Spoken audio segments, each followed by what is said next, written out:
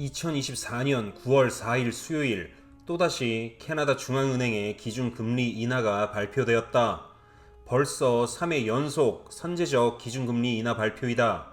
전 세계에서 이례적으로 오직 캐나다만이 이런 급진적인 금리 정책을 시행하고 있다.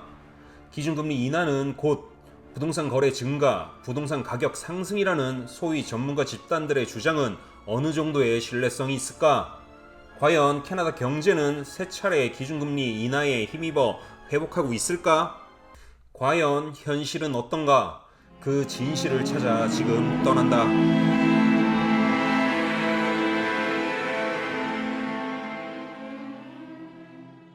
광역 밴쿠버의 2024년 8월 부동산 총 거래량은 1904건이고 작년인 2023년 8월 대비 무려 17.1%나 감소되었다.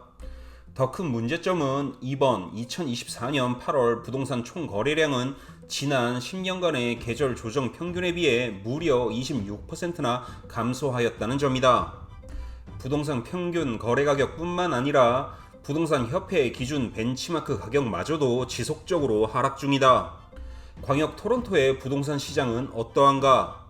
광역 토론토의 2024년 8월 부동산 총 거래량은 4,975건으로 작년인 2023년 8월 대비 5.3%나 감소되었다. 광역 토론토 부동산 거래량의 감소량이 광역 밴쿠버보다 적은 부분은 긍정적인 신호가 아니다. 작년부터 이미 광역 토론토 부동산 시장은 심각한 거래량 감소에 직면했었다는 사실을 잊어서는 안 된다. 그렇기에 계속해서 떨어지는 거래량 감소는 광역 토론토 부동산 시장의 몰락을 말해준다. 광역 토론토 부동산 역시 평균 거래 가격뿐만 아니라 부동산 협회의 기준 벤치마크 가격마저도 지속적으로 하락 중이다. 캐나다 부동산의 마지막 희망, 캘거리는 어떤 상황일까? 캘거리의 2024년 8월 부동산 총 거래량은 2,186건으로 작년인 2023년 8월 대비 무려 19.5%나 감소하였다. 2024년 8월 한 달에만 새로운 리스팅이 작년 대비 무려 13%나 급증하였다. 전체 인벤토리 리스팅은 작년 대비 무려 37.3%나 급증하였다. 거래가 실종되었다는 뜻이다. 부동산 평균 거래 가격은 작년 대비 무려 16.51%나 상승하였고 부동산 협회의 기준 벤치마크 가격도 작년 대비 6.33%나 상승하였지만 평균 거래 가격과 벤치마크 가격이 2024년 중반부터 지속적으로 하락 중이라는 사실이 중요하다. 이 말은 곧 2022년 초에 캘거리 부동산 가격 정점을 찍은 이후 폭락한 캘거리 부동산 시장이 2023년 초부터 밴쿠버, 토론토에 실망하고 떠난 사람들의 반발 심리에 의해 캘거리 부동산 붐이 갑자기 일어났었고 급격한 가격 상승이 있었지만 2024년 초반부터 부동산 판매량 급감과 함께 가격도 하락하고 있다는 것을 보여준다. 캐나다 중앙은행의 연쇄적인 선제적 기준금리 인하에도 불구하고 캐나다 부동산 시장은 완전히 몰락한 상황이다. 그렇다면 캐나다의 경제와 고용 상황은 어떤 상태일까? 부동산 시장은 망했어도 경제와 고용은 살아나고 있을까? 만약 캐나다 경제가 살아나고 고용이 증가한다면 앞으로 부동산 가격 상승을 기대해 볼 수 있다. 소위 전문가 집단들의 논리와 주장대로라면 세 차례의 연속적인 기준금리 인하로 인해 캐나다 경제와 고용은 반드시 살아나야만 한다. 캐나다의 전체 평균 실업률은 6.6%로 2023년 4월 이후 꾸준히 오르고 있으며 더 큰 문제는 예전에 비해 최근의 실업률 상승 속도가 매우 가파르다는 사실이다. 캐나다의 주요 대도시가 있는 주별로 살펴봐도 온타리오는 7.1%, 알버타는 7.7%, BC주는 5.8%로 캐나다 평균 실업률 6.6%와 대비 오로지 BC주만이 캐나다 평균 실업률보다 낮은 수준이다. 특히 알버타의 실업률이 매우 높은데 토론토, 밴쿠버에 실망하고 떠난 사람들의 반발 심리로 엄청난 인구가 캘거리, 에드먼튼에 유입되었지만 알버타의 경제 상황이 도저히 이들을 수용할 능력이 안 되어 캐나다 대도시 중 가장 높은 실업률을 보인다는 것이다. 알버타는 온타리오, BC, 퀘벡에 비해 턱없이 부족한 사회 기반 시설을 가지고 있고 일자리도 적은데 너무 많은 사람들의 갑작스러운 유입으로 더 큰 실업률을 보이고 삶의 질이 캐나다 전국에서 가장 낮은 수준으로 가고 있다는 점이 심각하다. 물론 온타리오, 알버타보다 실업률이 높은 주도 있다. 누나붓 11.1%, 뉴펀들랜드 10.4%, 프린스 에드워드 8.2%이다. 이 중 누나부트는 주가 아닌 테러토리이며 뉴펀들랜드와 프린스 에드워드 이 모두는 완전한 시골이며 격오지이다. 우리가 대도시라 부를 수 있는 도시를 가진 주 중에 알버타와 온타리오의 실업률은 가장 높은 수준임이 분명하다. BC주의 실업률이 5.8%로 다른 주에 비해 매우 낮은 수준으로 보이지만 이것에는 큰 맹점이 있다. 캐나다의 실업률 통계는 실업 상태라 신고한 사람들의 숫자의 증감을 통해 측정된다. 실업 상태라고 신고를 하는 사람 대부분은 실업 급여를 받기 위해 자신의 실업 상황을 정부에 보고한다. 하지만 현실에서는 실업 급여를 받지 못하거나 받을 수 없는 상태의 실업자도 다수 존재한다는 사실을 우리는 잊지 말아야 한다. 영주권이 없다고 해서 실업 급여를 신청하지 못하는 것은 아니다. 영주권이나 시민권이 있다고 무조건 실업급여를 받을 수 있는 것도 아니다. 실업급여 신청에는 까다로운 신청 요건과 조건이 있다. 실질적으로 영주권이 없는 단기 거주자나 유학 중인 유학생들의 경우는 실업급여 신청조차 할 수 없고 이들의 숫자는 실업률 통계에 반영되지 않는다. 또한 캐나다 취업률은 풀타임 근로자와 파트타임 근로자를 다 섞어서 집계하는데 현재 웬만한 풀타임 잡으로는 기본적인 생활이 힘든 가정이 많다. 그렇다면 실제적으로 파트타임 잡으로는 생존 자체가 불가능한 사람들도 많을 것이다. 이런 파트타임 종사자나 실직 상태인 단기 거주자, 휴학 중인 유학생까지 다 포함한다면 실질 실업률은 어떻게 될까? 단기 거주자, 유학생 비율이 압도적으로 높은 BC주와 온타리오주 그리고 알버타주의 실제 실업률은 현재 발표된 실업률의 최소 2배에서 3배를 곱해야 실제 실업률이 나올 것이다. 그렇게 계산한다면 현재 BC, 온타리오, 알버타의 실제 실업률은 2020년 코로나 상황과 비슷하다 말할 수 있을 것이다. 2020년 코로나 때의 캐나다 평균 실업률은 14%였다. 14%라는 숫자가 매우 크게 보일 수는 있으나 코로나 때는 정부에서 묻고 따지지도 않고 각종 보조금을 대량 살포했었다. 신청만 하면 누구나 코로나 지원금을 받을 수 있었다. 캐나다 국세청인 CRA에서는 공식적으로 코로나 지원금을 부정수급한 사람들을 법적 조치하겠다고 예고했다. CRA의 발표에 따르면 코로나19 팬데믹 기간 동안 긴급 지원금 프로그램을 통해 총 2천억 달러 이상이 지급되었으며 이 중 약 95억 3천만 달러 이상이 부적절하게 지급된 것으로 추산되고 있다고 밝혔다. 그렇기에 코로나 시절의 캐나다 평균 실업률 통계는 과대 집계된 수치임이 분명하다. 그렇다면 지금의 캐나다 실제 경제 상황은 코로나 팬데믹 때의 경제 상황과 별다르지 않다는 것이다. 우리는 2020년 코로나 창궐 때 주요 도시들의 락다운과 자신들의 나라로 돌아가는 사람들 때문에 도시 전체가 텅 비고 마비되고 정지되었던 것을 기억한다. 캐나다 총 인구는 매년 순 증가량이 100만 명 이상 늘어나고 있는 전 세계 선진국 중 유일한 나라이다.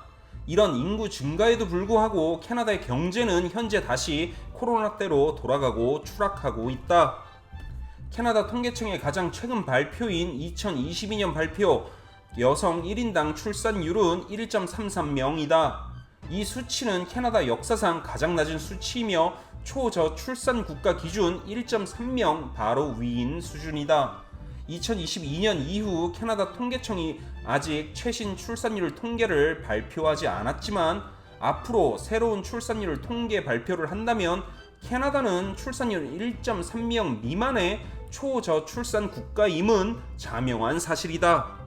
작금의 인구 유입을 이루고 있는 이민자와 단기 거주자 때문에 부동산 가격 상승, 렌트비 상승, 물가 상승이라는 사회적 문제가 야기된다고 많은 소위 전문가 집단이 지적하고 있지만 이 신규 이민자와 단기 거주자 때문에 이 정도의 경제 상황을 유지한다는 점을 잊어서는 안 된다.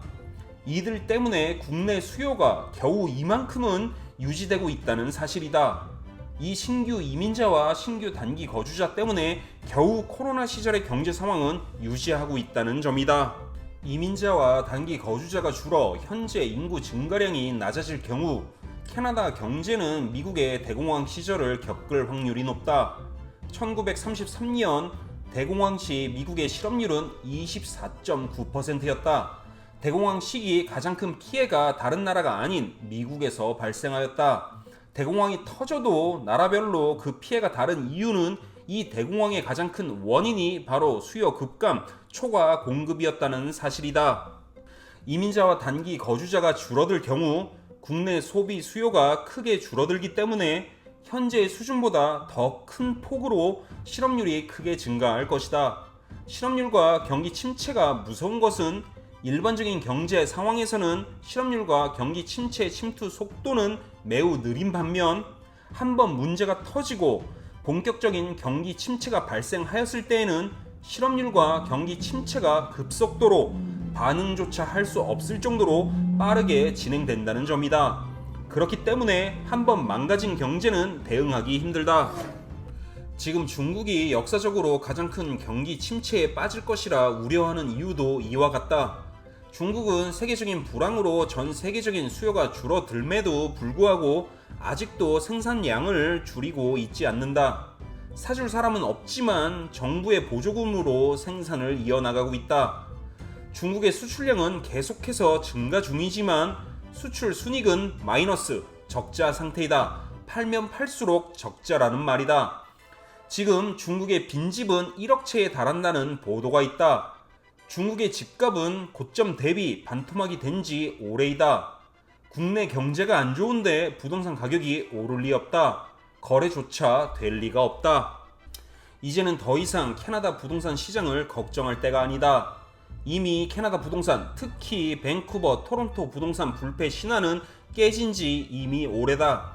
이런 상황에서 작년에 급상승을 한 캘거리 부동산을 보며 캐나다 부동산 불패를 외치는 자는 사기꾼 아니면 정신병자일 것이다. 이제는 캐나다 부동산이 아닌 캐나다 나라 자체의 존망을 걱정해야 한다. 캐나다는 코로나 이후 가장 큰 경제, 사회 위기에 직면해 있다.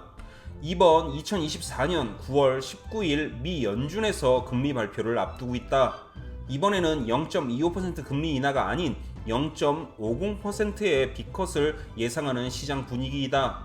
실제로는 0.25% 인하이던 0.50% 인하의 빅컷이던 0.75% 인하의 그레이트 컷이던 금리 인하는 분명히 이루어질 것으로 보인다. 그렇다면 공식적으로 미 정부에서 미국의 경기 침체를 인정하고 본격적으로 부양책을 가동할 것이라는 선언이다.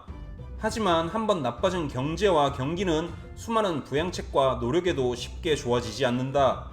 병든 경제가 좋아지기 위해서는 물리적인 시간이 필요하다. 물리적인 시간과 함께 그 나라 국민들의 희생과 노력도 필요하다. 하지만 미국은 기축통화국의 지위로 자신들이 겪어야 할 희생을 항상 다른 나라에 떠넘기며 경제 위기를 극복했다는 역사를 우리가 잊어서는 안 된다. 미국 경제 위기 시 미국의 서민과 다른 나라 국민들이 피해를 감내해야 했다는 것은 엄연한 역사적 사실이다. 지금도 최악인 캐나다 경제가 과연 미국의 경기 침체 선언 이후에 좋아질 수 있을까? 좋아질 수 있다고 희망 회로를 돌린다면 그는 과연 정신병자인 것인가? 아니면 망상장애 환자인 것인가? 이런 상황에서 금리만 몇 번 더 내리면 부동산 거래가 늘어나고 부동산 가격이 상승할 것이라 주장하는 자는 사기꾼을 넘어 정신병자일 수밖에 없다. 도대체 왜 부동산 가격은 무조건 오를 것이라 생각하는가? 화폐의 가치가 떨어지고 인플레이션이 진행되기 때문에 부동산 가격 또한 무조건 올라야 하는 것인가? 캐나다 부동산은 다른 세계 나라들이 가지고 있지 않은 독특한 특성이 하나 있다.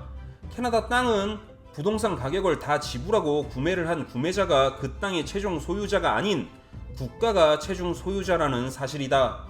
캐나다에서 부동산을 모든 돈을 지불하고 구입하고 피심플로 등기 등록을 한다고 당신이 그 땅의 최종 소유자라고 생각하는가? 그렇게 생각한다면 지금 당장 부동산 전문 변호사에게 물어보기 바란다.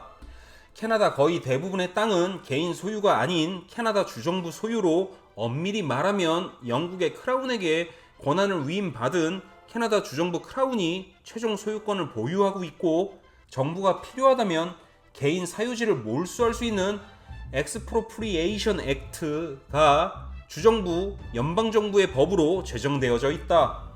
캐나다 주정부는 법의 절차에 의해 개인 사유지를 몰수할 수 있고, 실제 이 법에 의해 몰수되는 개인 사유지에 관한 소송은 몇백 개 이상 법원에서 현재도 논의 중에 있다.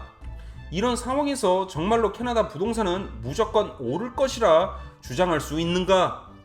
부동산 소유권의 제한이 무조건적으로 부동산 가격 하락을 의미한다는 말은 아니다. 하지만 소유권이 완전히 보장되는 대한민국과 미국의 부동산 법과는 달리 캐나다의 부동산 소유권은 개인에게 법적으로 매우 불리하고 논쟁의 여지가 많다는 점이다. 부동산 등기 시 이런 캐나다 부동산의 최종 소유권에 대한 설명을 변호사에게 들었는가? 못 들었다면 당신은 이미 사기당한 것이다. 변호사는 리얼터와 모기지 브로커에게 그 책임을 돌릴 수 있다. 그렇다면 과연 리얼터에게는 당신이 거래하는 부동산의 최종 소유권에 대한 설명을 들었는가? 과연 모기지 브로커한테는 부동산 최종 소유권에 대해 설명을 들은 적이 있는가? 이 세 부류의 전문가들이 부동산 소유권에 대한 설명을 안 해주었다면 그건 직무유기이고 불완전 판매, 명백한 사기 거래인 것이다.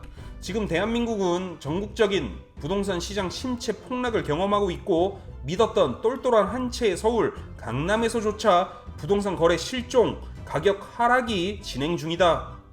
그렇다면 과연 너무나도 많은 문제점과 약점이 있는 캐나다의 부동산 시장이 금리 인하 몇 번 더 한다고 살아날 수 있겠는가?